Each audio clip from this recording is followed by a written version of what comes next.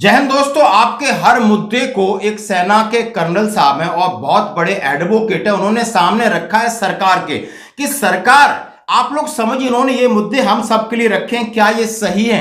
और उन्होंने कहा है कि जो वर्तमान में सरकार है हमें उसकी राजनीति से कोई मतलब नहीं, लेकिन जिस तरह उन्होंने आर्मर्ड फोर्सेस के साथ किया है और जिस तरह उन्होंने कहा है कि आप वोट मांगते हो, त्योहारों के दिन सैनिकों के साथ मिठाई खिलाते हो, समय बिताते हो और आप कहते हो कि मैं सबसे अच्छा माननीय प्रधानमंत्री हूं, देखभाल करता हूं। लेकिन मैं इस चीज को जो आप कहते हो और मैं आपके सामने रख रहा हूं कि आपके कार्यकाल में आपकी नाक के नीचे सर ये विसंगतियां और ये भेदभाव और दुर्भाव सेना के साथ हुए, वो सामने रख रहा हूं। उन्होंने अपने ट्विटर पर डाला, कर्नल मुकुल साहब ने, while I am neither in favour या against of the present political dispenses, साहब है उन्होंने कहा है certain issue and very bluntly, उन्होंने कहा pertaining in the armed forces please read and उन्होंने कहा document carefully and point out of the anything not factually correct है। हालांकि मैं न तो वर्तमान राजनीतिक व्यवस्था के पक्ष में हूं और ना ही विपक्ष में हूं। सशस्त्र बलों से संबंधित कई जो मुद्दे हैं और मैंने बहुत स्पष्ट रूप से आपके सामने रखे हैं, यदि आपको कुछ खामी है तो लग सकते हैं। अब कौन कौन से मुद्दे रखे? उन्होंने मुद्दा रखा वन रैंक वन पेंशन का, क्या ये सही है? उन्होंने मुद्दा रखा अग्निवीर का, उन्होंने मुद्दा रखा डिसेबिलिटी पेंशन का, उन्होंने मुद्दा रखा एनएफयू का और उन्होंने कई प्रकार के ये मुद्दे रखे जो कि आपने जानबूझकर, उन्होंने मुद्दा रखा कि आपकी एएफटी है वो कितना अनइफेक्टिव हो गई है। यदि एएफटी एमओडी का हुक्म नहीं मानती तो उनका ट्रांसफर हो जाता है। जो जवानों को न्याय मिलने वाले हैं, डिसेबिलिटी पेंशन के बहुत सारे मामले हैं जो अटके हैं, जो कि मैं आपके सामने रखना चाहता हूं। आपने देखा भी होगा कि लगभग 1800 से ज्यादा केस हैं जो अभी तक पेंडिंग में चल रहे हैं। दोस्तों, उन्होंने कहा है कि order ignored in 1800 plus cases AFT summons defence secretary on 8 मई। इस खबर को भी मैं आपके सामने लाऊंगा क्योंकि तथ्य जब सामने रखे हैं इतनी हिम्मत करके, तो हमारा आपका समझना और जानना जरूरी। ये एक लेटर है जो लेटर टाइप से उन्होंने कहा है, मोदी जी सशस्त्र बलों के नाम पर वोट मांगते हैं, हमारे सैनिकों के प्रति मोदी सरकार के रवैये का सच, इसका हेडिंग है। हमारे सैनिकों के प्रति मोदी सरकार के रवैये का सच है। ये आपने सुनना होगा, सुन लो, चुनाव चल रहा है, थोड़ा समझ लो। मोदी जी सशस्त्र बलों के नाम पर वोट मांगते हैं, त्योहारों के दिन सैनिकों के साथ समय बिताते हैं और कहते हैं कि वह उनके लिए अब तक के सबसे अधिक देखभाल करने वाले प्रधानमंत्री, जैसा कि फोटो फ्रेम में ऐसा लगता है। थोड़ी मैं आपको वीडियो भी दिखाऊंगा, बड़ा अच्छे से यूनिफॉर्म पहनते हैं, मिलते हैं, जुलते हैं, जोश दिलाते हैं, बहुत अच्छी बात है। मोराल और मोटिवेशन जबरदस्त जो बाहर दिखता है। लेकिन अब उनकी कुछ जरूरतें, उनके ऊपर मैं प्रकाश डाल रहा हूं। युवाओं से उनका भविष्य छीनकर उनके रोजगार के अवसर छीन लिए। अग्निवीर योजना शुरू की जिसमें रक्षा सेवाओं में केवल 4 साल की अनिवार्यता दी गई। ऐसा क्योंकि आपने सिर्फ और सिर्फ पेंशन बंद करने के लिए किया है, बाकी आपको अंदर की न किसी को समझ थी, ना ही हमारी जरूरत थी, ना कोई रिकमेंडेशन थी। ये तथ्य में दम है, बिल्कुल सत्य है। उन्होंने कहा है कि 1947 के बाद ऐसी कोई व्यवस्था नहीं थी कि जहां पर पेंशन न दी जाए। सेवा के दौरान मृत्यु या शहादत की स्थिति में अग्निवीरों परिवारों को पेंशन से वंचित करना, यदि उसके साथ कुछ हो जाए तो फैमिली पेंशन नहीं मिलेगी। अग्निवीर एक ड्यूटी के दौरान डिसेबल हो जाता है तो डिसेबल पेंशन नहीं मिलेगी, उन्होंने कहा है। तो ये अग्निवीर की बात है। वन रैंक वन पेंशन योजना की विसंगतियों को एक सेवानिवृत्त उच्च न्यायालय के मुख्य न्यायाधीश की एक सदस्यीय न्यायिक समिति को भेजा गया था, जिसने ओआरओपी में कई विसंगतियों बताई और उनके समाधान की भी सिफारिश की। लेकिन रिपोर्ट प्रस्तुत करने के 9 साल बाद भी विसंगतियों को न दूर किया गया और ना ही रिपोर्ट दिखाई गई, पर ना कोई कार्रवाई की गई, बस केवल पैसा बचाना था। अभी आप एक जुडिशियल कमेटी की सिंगल रिपोर्ट में वन रैंक वन पेंशन की विसंगतियां सामने आ गई थी।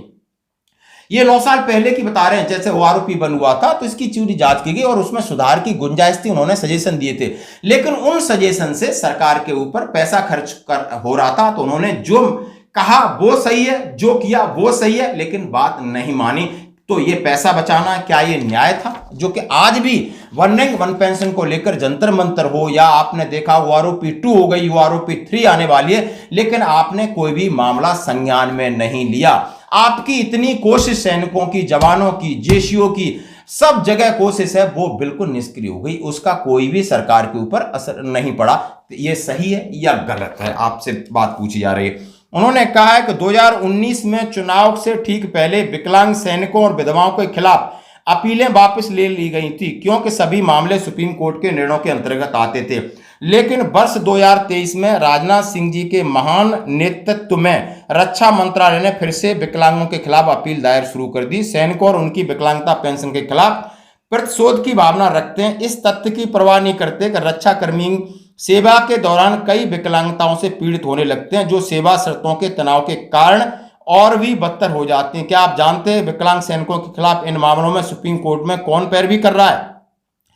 किसी और ने नहीं बल्कि अटॉर्नी जनरल ने, जो सरकार का सर्वोच्च कानून अधिकारी है और खुली अदालत में विकलांग सैनिकों के खिलाफ अपमानजनक बयान दिया था, जैसे कि मीडिया में व्यापक रूप से कवर किया गया था और जनता ने इसकी निंदा की थी।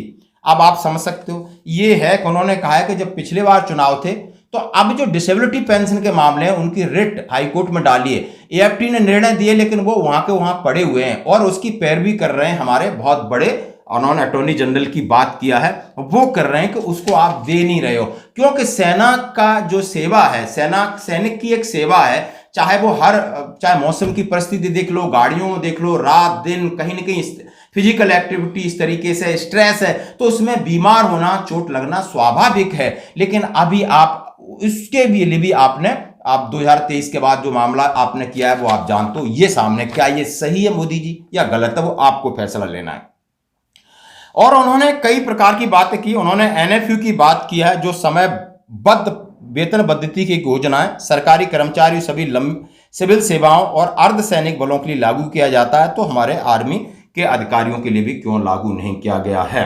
उन्होंने इस प्रकार के तथ्य रखे। उन्होंने जो अक्टूबर 2023 में मोदी सरकार द्वारा कुछ मामले, उदाहरण के लिए एक जवान को गंभीर हृदय पीड़ा हुई है, बीमारी के लिए केवल 10% विकलांगता दी जाती है, और जो कि 20% विकलांगता की न्यूनतम आवश्यकता से कम है, यानी 20% है तो आपको डिसेबिलिटी मिलेगी। अब 10% देने का उसका क्या मतलब है?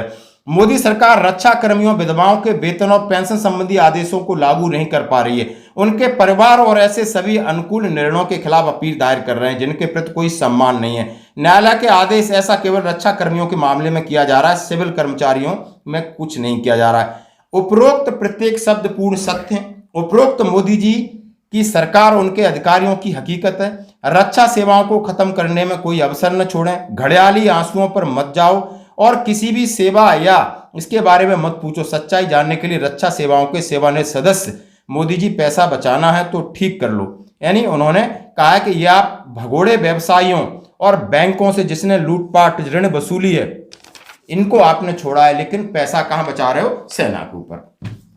अभी आप देख सकते हो कि order ignored in 1800 plus cases, AFT summons defence secretary on May 8। Chandigarh, उन्होंने कहा है non implementation of order of passes of armed forces tribunal in favour of defence personnel in the principal bench in AFT.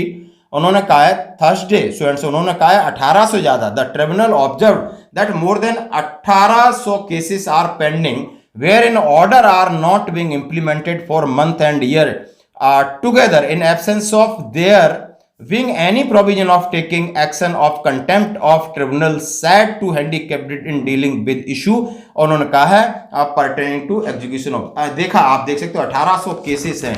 ये मई 8 की बात है, मई का है कि जो कि पेंडिंग पड़े उनको आप इंप्लीमेंट नहीं कर रहे। तो ये है दशा, ये है कहानी, ये है कहानी कि पैसा नहीं है। पैसा नहीं है तो चुनाव में इतने खर्च कहां से आ रहा है। लेकिन आप ये समझ सकते हो कि आपको हकीकत से रूबरू कराने की कर्नल साहब ने कोशिश की है कि तथ्य और फैक्ट क्या गलत है या क्या सही है, निर्णय आपने लेना है। धन्यवाद।